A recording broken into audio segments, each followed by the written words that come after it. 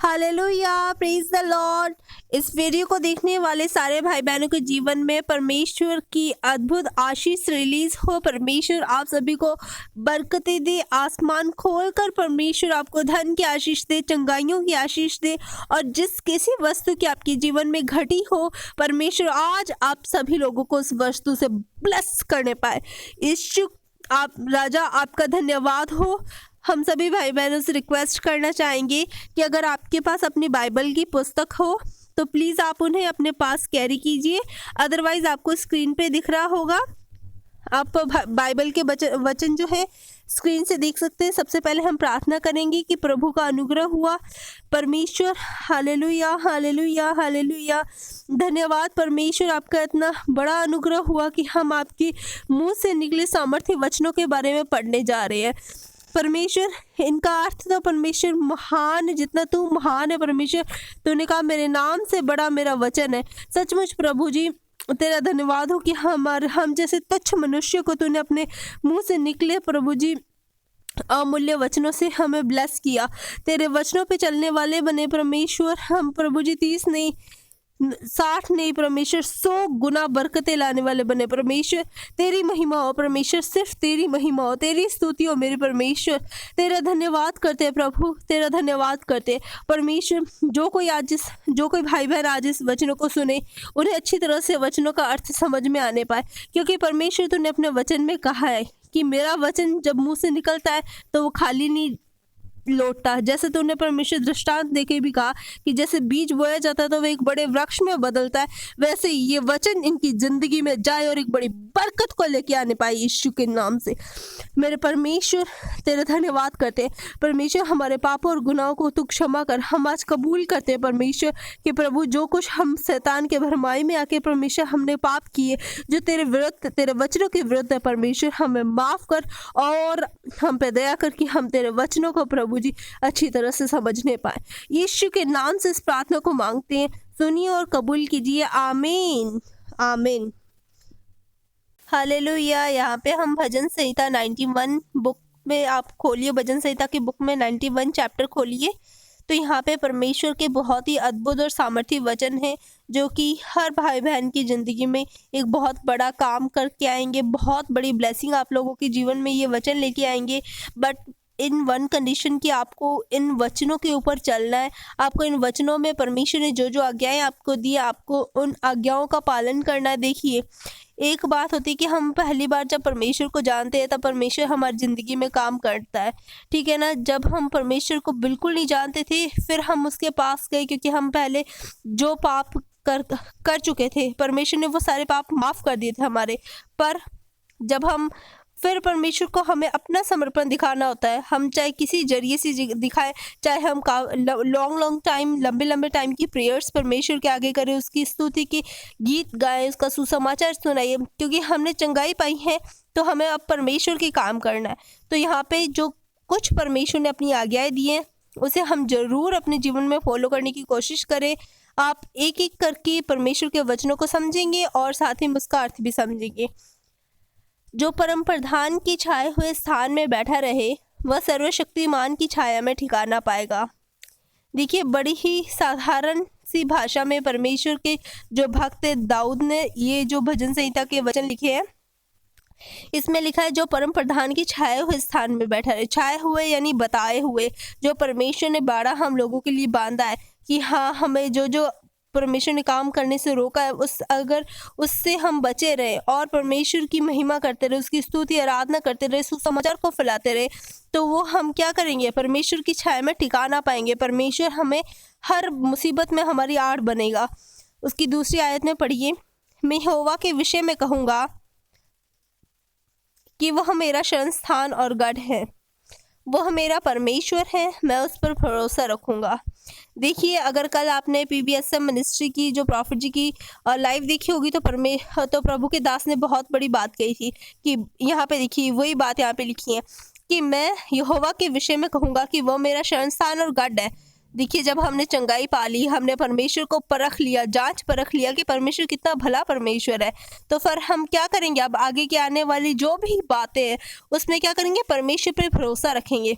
देखिए क्या बात कही थी परमेश्वर के दास ने, ये भरोसा और विश्वास दोनों अलग अलग बातें हैं। जी हाँ, दोनों अलग अलग बातें हैं।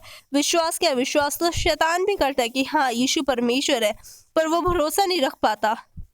कई बार हम में से कई लोग होंगे, आप में से कई लोग होंगे, इवन कई बार हम अपने ज़िंदगी में ऐसे फेज आ जाते हैं कि हम ना चाहते हुए परमेश्वर पे भरोसा डगमग होने लग जाता है कि क्या पता नहीं क्या होगा।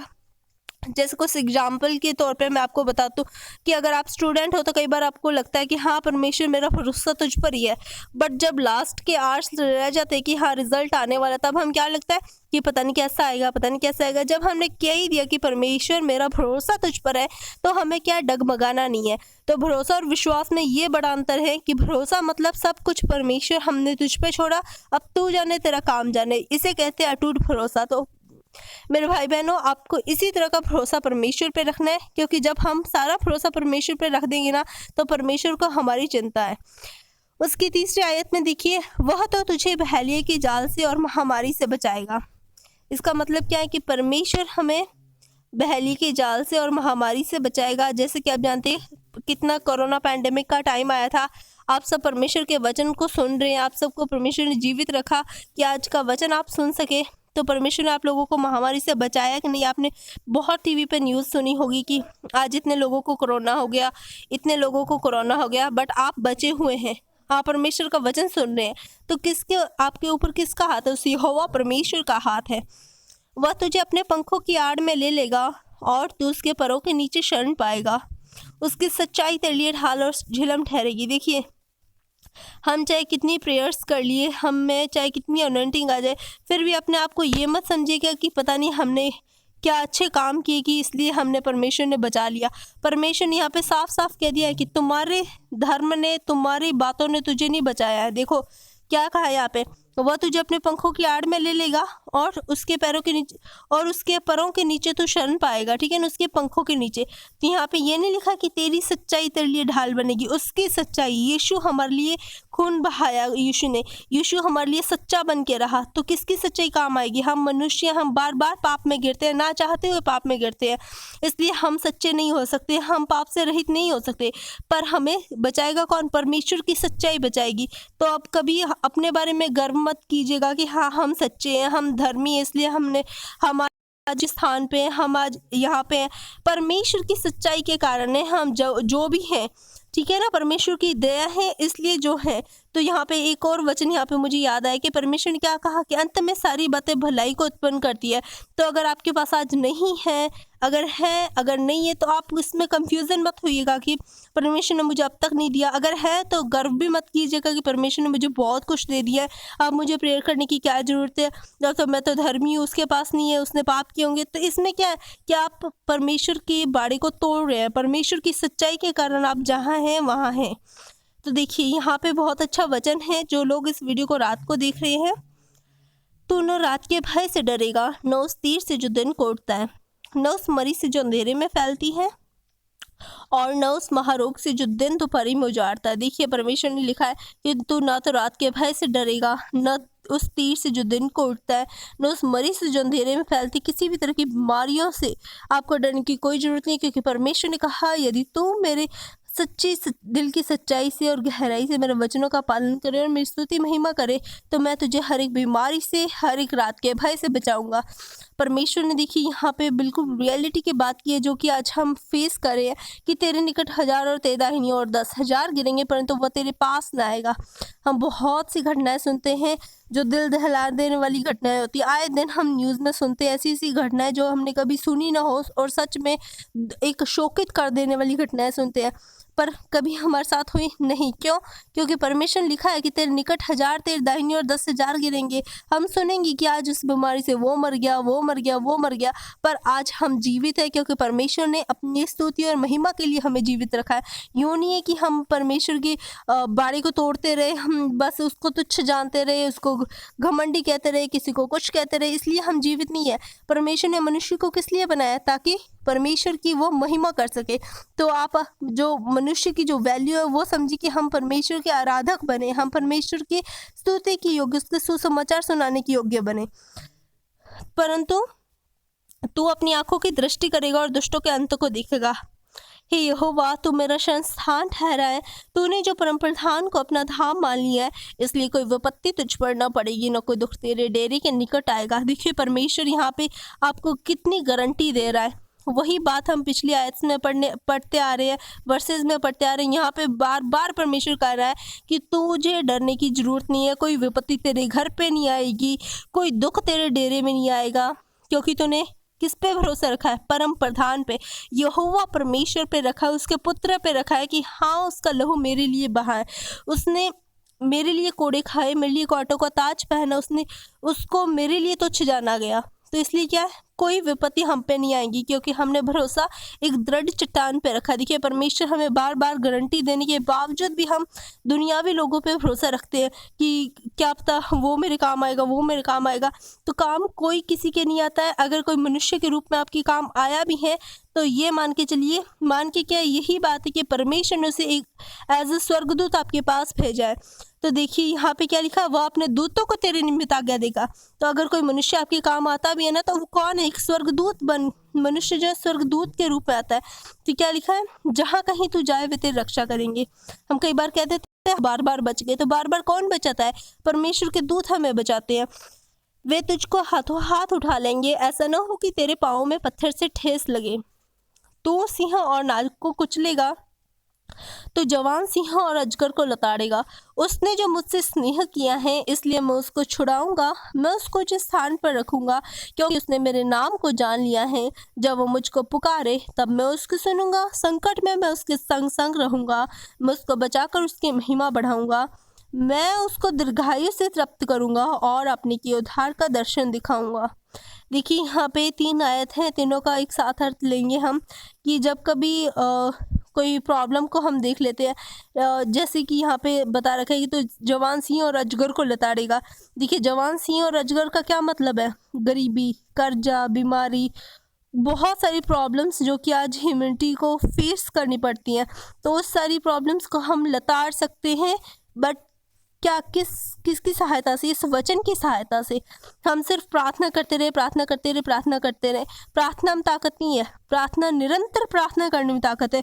और निरंतर प्रार्थना करते रहना, वो भी वचनों की सामर्थ्य से।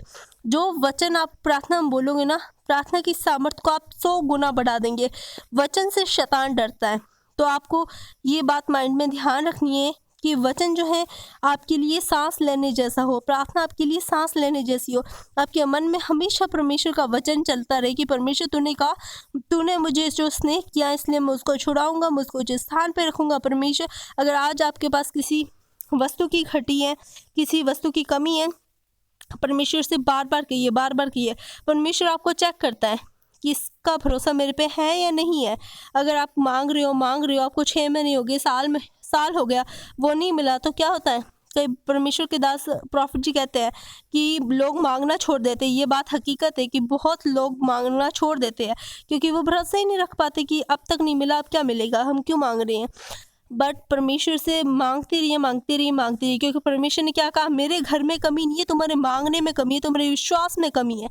अगर जिसको जितना ज़्यादा तपाया जाता है ना, उतना ज़्यादा वो सोना क्या है, खरा बनता है। अगर आपको आज तक नहीं मिला तो आप यूँ सोचिए कि परमेश्वर ने कुछ बड़ा सोच के रखा है, जो आपकी सोच से कहीं बड़ा है।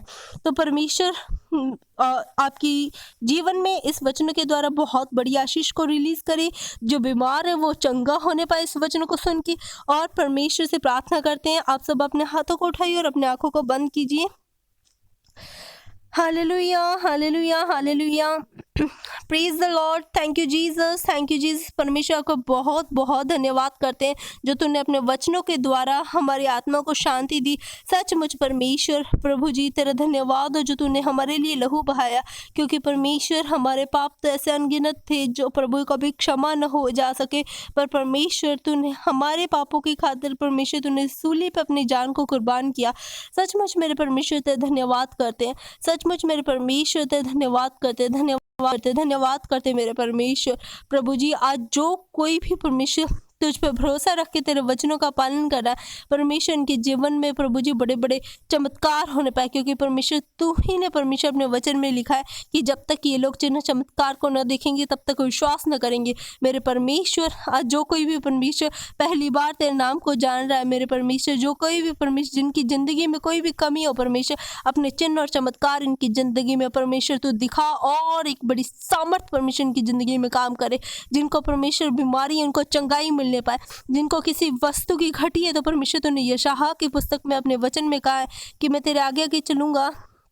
मैं परमेश्वर उस वचन के द्वारा मैं परमेश्वर इन लोगों की ज़िंदगी में परमेश्वर एक गुप्त छिपे हुए स्थानों के परमेश्वर जो तूने कहा कि मैं तुझे गुप्त स्थानों में गड़े हुए धन की आशीष दूंगा, अंधकार में छिपे हुए धन की आशीष दूंगा। परमेश्वर उस वचन के द्वारा इनकी ज़िंदगी में धन की आशीष रिलीज होने पाए।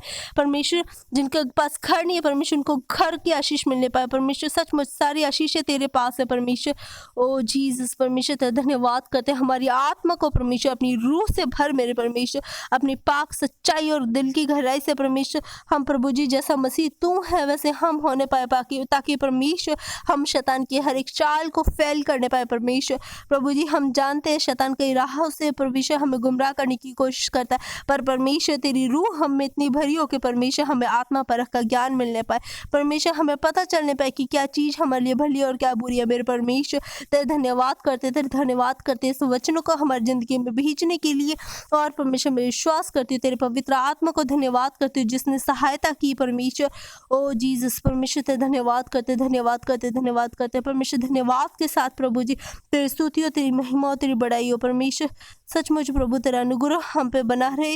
इस प्रार्थना को यीशु नासरी के पाक पवित्र और जीवित नाम में मांग लेते हैं। सुनिए और ग्रहण कीजिए। आमीन आमीन। Thank you Jesus.